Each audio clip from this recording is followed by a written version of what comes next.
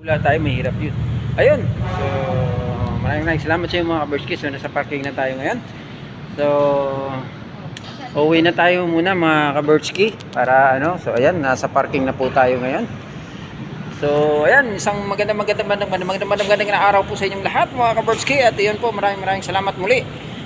Thank you so much kay Sir kanina na followers natin. So, sana tuloy-tuloy lang po mga kaberski. So ngayon may asikasuhin tayo dahil nga sa nalakad ko na yung mga nilalakad ko. So mamaya may asikasuhin naman tayo, pero nakakalungkot siyempre, hindi natin maiwasan, babalik talaga tayo ng October 8 para po doon sa atong nakuhang NBI. So yun. So thank you so much sa inyo lahat mga kaberski. At ito po, papakita ko po sa inyo, nasa parking pa tayo ngayon.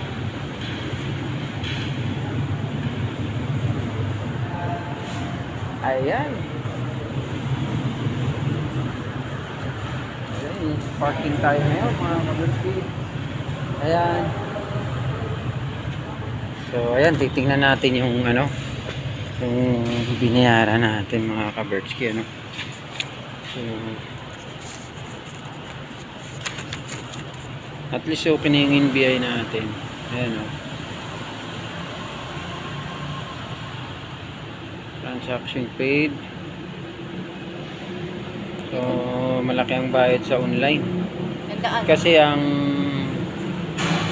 payment lang talaga sa NBI 110, pero dahil nga kapag nagre-renew daw mga kaberski, kailangan pang mag-online kahit magre-renew, ha, pag sa mga outlet. Halimbawa dito sa Star Mall, yun, mag-o-online pa rin. So ayan, so sa bayad center, bali ang siningil sa atin total amount is 170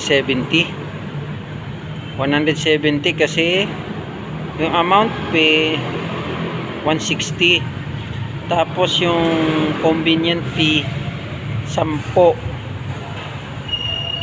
tapos total amount 170. Pero nagbayad kami $280.